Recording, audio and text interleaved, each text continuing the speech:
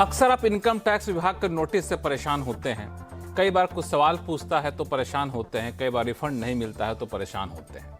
लेकिन इस बार income tax विभाग ने सारी हदें पार कर दी है। 10 से 15 साल पुराने, जी हां, 10 से 15 साल पुराने आपके इनकम टैक्स का हिसाब किताब मांग रहा है। आपने रिटर्न फाइल कर दिया, आपने टैक्स चुका दिया, आपने रिफंड ले लिया, सब कुछ ले लिया। अचानक से इनकम टैक्स विभाग की तरफ से आपको मेल आता है, सूचना आती है कि भाई साहब आपने 15 साल पहले ये काम किया तो उसकी डिटेल हमें दीजिए। मतलब कोई लॉजिक नहीं है, कोई दलील नहीं है, ये बिल्कुल मशीनीकरण कह लीजिए या फिर कहें डिजिटाइजेशन के चक्कर में ये सारा कुछ हो रहा है और ये एक आम टैक्स पेयर्स के लिए एक परेशानी का सबब बन चुका है। तो आज टैक्स गुरु में इस पर खास फोकस करेंगे, इसके साथ दूर करेंगे इनकम टैक्स जुड़ी आपकी हर उलझने।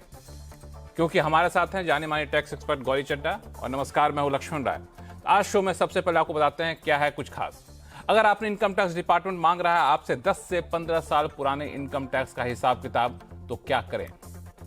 रिवाइज्ड और बिलेटेड रिटर्न की तारीख हो गई खत्म, अब तो रिफंड पाने का क्या है तरीका।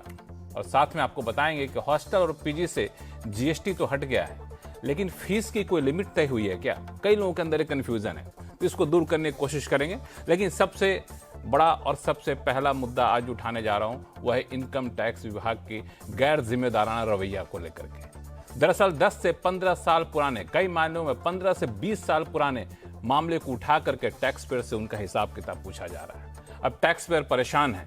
अब ऐसे में टैक्स पेयर को क्या करना चाहिए? क्योंकि जब आपको इनकम टैक्स विभाग चिट्ठी भेज चुका है, मेल भेज चुका है, तो जिम्मेदारी तो आपकी बनती है कुछ न कुछ करने की। क्या कर सकते हैं, रास्ता क्या है? आज सबसे पहले यही समझेंगे। गौरी, ऐसे कितने मामले आ रहे हैं? देखिए लक्ष्मण, ऐसे मामले पिछले साल में काफ़ी आए हैं और हमारे टैक्स पेयर्स के लिए ये साल बहुत अच्छा नहीं रहा। काफ़ी दिक्कतें आई हैं इस साल टैक्स पेयर्स को। पहले तो प्रोसेसिंग बहुत लेट हो रही है, रिफंड्स रिलीज़ नहीं हो रहे हैं। जिन टैक्स पेयर्स के रिफंड हैं उन सबको कम्युनिकेशन आ रही है, जस्टिफिकेशन मांगी जा रही है प्रोसेसिंग से पहले ही। और इसी के साथ साथ आपके बहुत, ये पहले नहीं होता था? पहले नहीं होता था। पिछले 5-6 साल से प्रोसेस बहुत आसान हो गया था।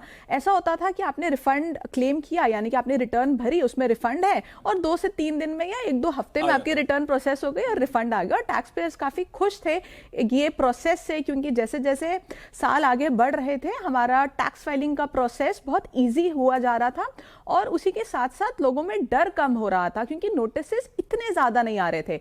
उन लोगों को नोटिसेस तो आ ही रहे थे जिनके स्क्रूटनी केसेस हैं, हाई वैल्यू ट्रांजैक्शंस हैं या कहीं ना कहीं कोई उन्होंने टैक्स इवेजन किया है। छोटे मोटे केसेस में इतने नोटिसेस नहीं आते थे। इस साल बहुत लोगों को नोटिसेस आए हैं और उनको टाइम बहुत कम दिया गया उस नोटिस का, उस कम्युनिकेशन का रिप्लाई करने का। नोटिस उसमें क्या पूछा जा रहा है बेसिकली? आप बहुत तरह के कम्युनिकेशंस हैं। सबसे पहले जिन्होंने डोनेशन दी है, 80G में डिडक्शन क्लेम की है, उन सबको कम्युनिकेशन गई है कि आप वेरीफाई करिए कि ये जेन्युइन है कि नहीं है।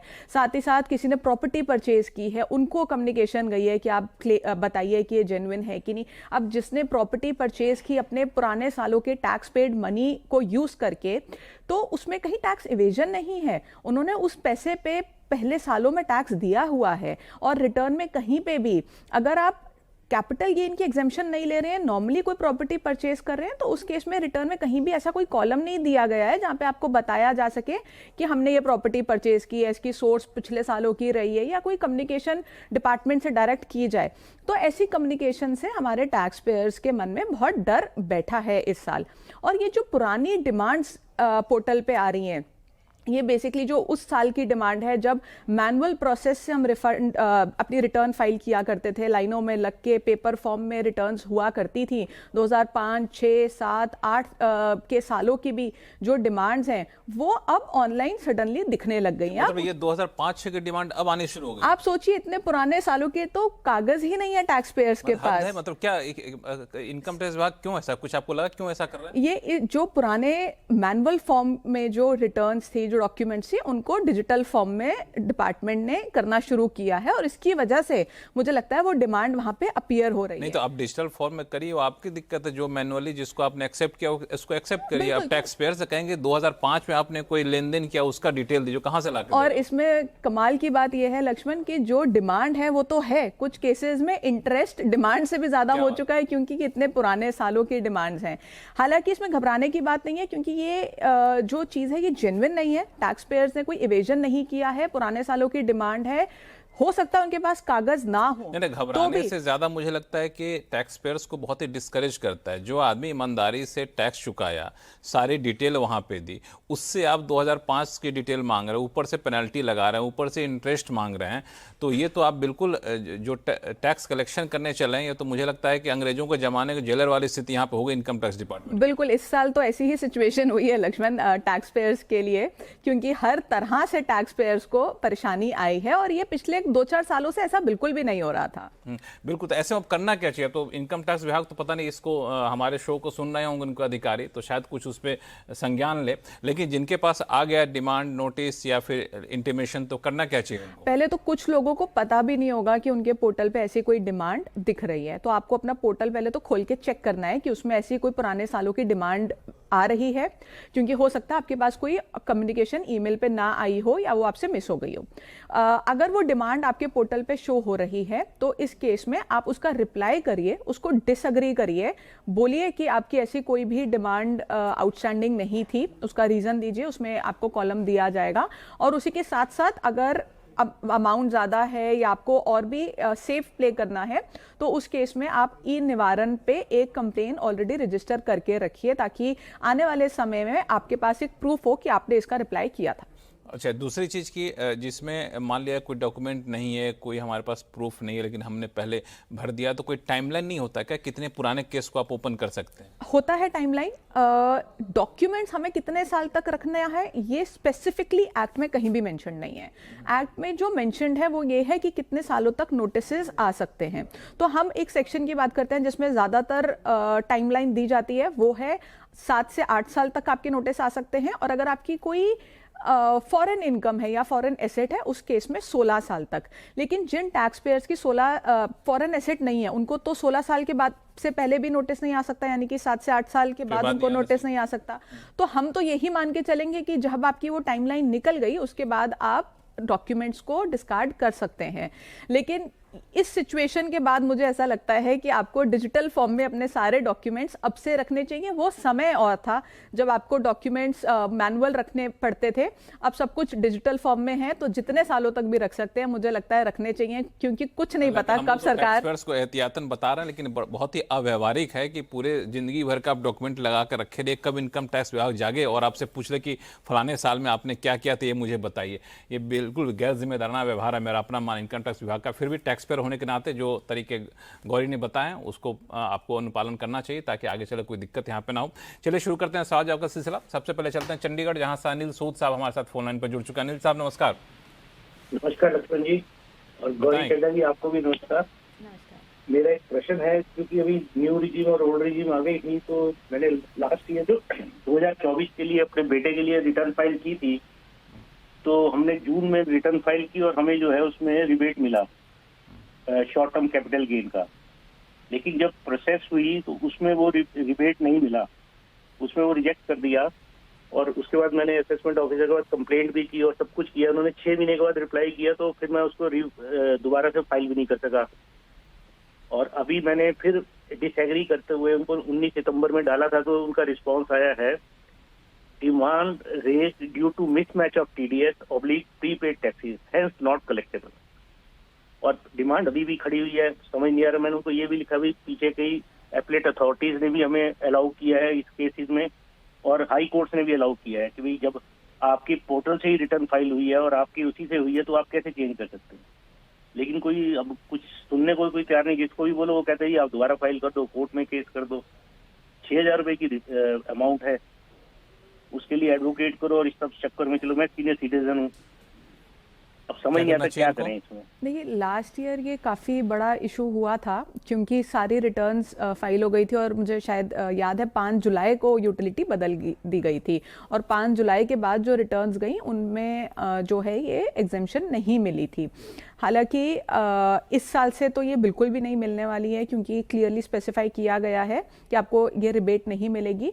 आपका ये जो 6000 का फर्क आ रहा है, अगर ये इस वजह से आ रहा है कि आपको 87A की रिबेट नहीं मिली है शॉर्ट टर्म कैपिटल गेन में, आपने पहले रिटर्न फाइल की थी, बाद में यूटिलिटी बदल दी और उस पर काफ़ी केसेस हैं जो टैक्स पेयर्स के फेवर में गए हैं, तो आप एक तो इसमें रेक्टिफिकेशन फाइल करके देख सकते हैं। सेक्शन 154 में रेक्टिफिकेशन फाइल होती है जिसमें मिस्टेक एपरेंट फ्रॉम रिकॉर्ड, यानी कि कोई ऐसी गलती जो देख के ही पता लग रही है कि कोई गलती ऐसी हुई है जो अनइंटेंशनल थी, आपने कुछ एडिशनल क्लेम नहीं किया, रिफंड नहीं बढ़ा रहे हैं या आप कोई एडिशनल डिडक्शन या एग्जेम्पशन क्लेम नहीं कर रहे हैं, तो आप एक बार वो फाइल करके इसमें देख सकते हैं अगर इसमें कुछ होता है। इसी के साथ साथ आप ग्रीवियंस फाइल कर सकते हैं।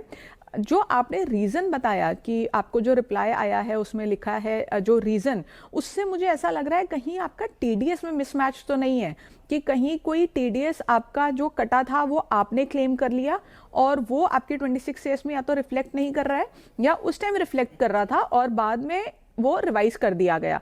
एक बार अपना 26 CS आप ज़रूर मैच कर लीजिएगा अपने रिटर्न से। अगर वो पूरा का पूरा मैच हो रहा है, टीडीएस में कोई शॉर्टफॉल नहीं है, तो आप ये सेक्शन 154 में एक रेक्टिफिकेशन फाइल करके देखिए और साथ ही साथ एक ग्रीवियंस करके फाइल करके देखिए। अनिल सूद जी, 2 बार फाइल किए हुआ इसमें, 2 बार मैंने रेक्टिफिकेशन फाइल किया और दोनों बार रिजेक्ट हो गया वो भी। 2 बार फाइल किया और दोनों आपका टीडीएस मैच हो रहा है 26 CS से, बाद में किसी और पार्टी ने उसमें कोई चेंजेस तो नहीं किए हैं? मैं टीडीएस का देख लेता हूँ, लेकिन टीडीएस का तो अभी 2 साल के बाद अब आया है 29 दिसंबर को। उससे पहले टीडीएस का कहीं कोई डिमांड नहीं थी, उसमें सिर्फ जो ऑर्डर था वो जो मैंने वो उसमें लिया था वो रिजेक्ट किया था उन्होंने 87 क्योंकि जो रीजन उन्होंने दिया है उससे मुझे ऐसा लग रहा है कि आपका टीडीएस का मिसमैच आ रहा है। तो जो आपने रिटर्न में टीडीएस क्लेम किया है वर्सेस जो 26 CS में टीडीएस आ रहा है, एक बार आप उसको मैच करिए। कई बार ऐसा देखा गया है कि रिटर्न फाइल करने के बाद सामने वाली पार्टी ने रिटर्न रिवाइज कर दी और हमें वो टीडीएस का क्रेडिट नहीं मिला। उस वजह से भी ये हो सकता है और हो सकता है कि आपको लग रहा हो 87A की रिबेट या शॉर्ट टर्म कैपिटल गेन का इशू है, हो सकता और रीजन एक्चुअली में ये हो। चलिए, तो ये है, आप एक बार ये टीडीएस मैच करके देख लीजिए। फिर भी अगर दिक्कत बनी रहती है तो आप संपर्क करिएगा, हम लोग कोई और उपाय यहाँ पे बताएंगे आपको। चलते हैं जयपुर, जहाँ से अशोक पुरी साहब हमारे साथ फोन लाइन पर जुड़ चुके हैं। अशोक साहब नमस्कार। हेलो जी अशोक जी, आवाज़ आ रही है मेरी? हाँ बिल्कुल, आपकी आवाज़ आ रही है। नमस्कार आप सभी को। जी नमस्कार। हमारे साथ गौरी चड्डा हैं, बताइए क्या सवाल है आपके पास? टैक्स गुरु के रूप में आप काफी विख्यात हैं। मेरी छोटी सी क्वारी है सर। बाजार में रिटेल इन्वेस्टर्स काफी बढ़ गए हैं और मार्केट में जब अपन ट्रेड करते हैं तो इतना पैसा नहीं होता है, तो आप एमटीएफ के थ्रू काफी काम करते हैं और एमटीएफ में जो भी इंस्टीट्यूट है वो उसके ऊपर ब्याज लेता है। ठीक है। हेलो, हाँ आवाज आ रही है, बोलिए, सुन रहा हूं।